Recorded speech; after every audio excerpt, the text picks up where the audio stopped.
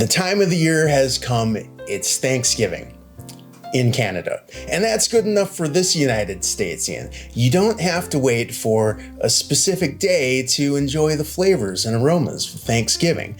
More people are choosing to do a Friendsgiving anyway, or as my friends group used to call it, the pre-feast feast. So why not take this opportunity to make yourself something delicious? The component that's going to take the longest is my baked sweet potato. Make sure to wash it really well with a brush, and then if you want to eat the skin, which I suggest, dry it really well too before sticking it with a knife. I find that sticking it with a fork doesn't get quite deep enough, and coating it with oil. That'll go in a 450 degree Fahrenheit or 230 Celsius oven for 30 minutes. Then I'll turn the pan and go for another 15 to 30 more. Now, while that's in the oven, I can prep my ham. In all my research, I really didn't find anything that different that Canadians eat for Thanksgiving compared to their southern neighbors. The slight tweak that I did find, though, is that the recipes tend to contain more maple. So that's what I'm gonna do to this ham. I have a dark maple syrup, which just has a little bit of a deeper flavor than amber maple syrup. And I'm just gonna brush that lightly on the ham while those potatoes are in the oven so some of the water can evaporate out. I just want some of the sugars to caramelize slightly under the broiler without overcooking the ham. And what do we serve this masterpiece on? Well, I like the flaky and buttery croissant. If you don't have a croissant, a brioche bun would be a really good choice. That's kind of the closest thing I can find to something like a dinner roll, and that's what I used on our last Thanksgiving sandwich, which I'll put right up here. The whey is acidic, but I still want something just a little bit tart on the sandwich. Cranberry would be the obvious choice, but I have this jar of lingonberry jam, which is like a cross between a cranberry and a raspberry. So in the interest of using what I have, I'll use what I have. A Thanksgiving sandwich would be remiss without gravy, and gravy for Thanksgiving is a stock thickened with a roux.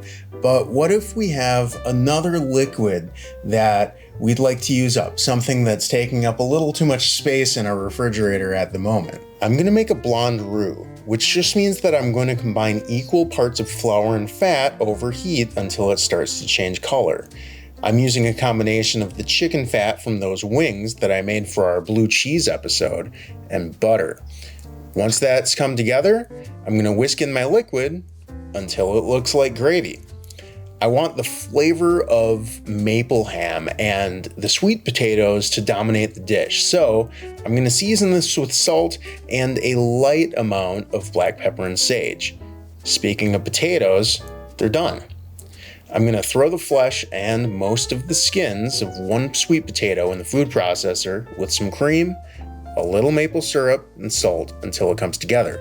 Don't be afraid to add more liquid if it doesn't come together, but err on the side of caution.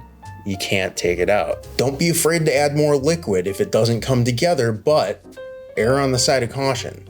You can't take it out. I'm gonna hit those with a little coriander and allspice, give myself a healthy scoop on top of these cranberries, lay on my ham with the caramelized maple syrup, top that with my whey gravy, and I think this is gonna be a knife and forker, so this top is staying plain to mop up all this gravy. All right, a year-round Thanksgiving sandwich that's just slightly different than what we made last Thanksgiving. I made a Thanksgiving leftover sandwich from ground turkey. It was more of a turkey burger with flavors of Thanksgiving. But let's dig into this. We have maple glazed ham, some whey gravy, a little lingonberry jam, and some sweet potato puree, a little allspice, a little coriander, all on a croissant.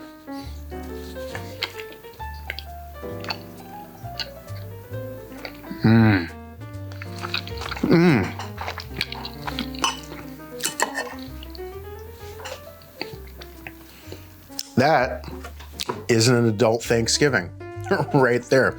It's just elevated flavors, above that traditional cranberry stuffing turkey, which is all wonderful. And it's all very nostalgic, and we all have memories of it and want it for that time of year. This is a great, different take on that same sort of idea. If you want to check out that Thanksgiving sandwich that I made, I believe that it took like 20 minutes and I didn't have to make the whole dinner first. I'm gonna leave that right up here. And then the whey that we used today for this gravy, that all came from the goat cheese video. This is actually goat cheese whey. It doesn't have to be whey. It can be stock, it can be milk, it can be any liquid of your choice, but I'm gonna leave that goat cheese video right up here.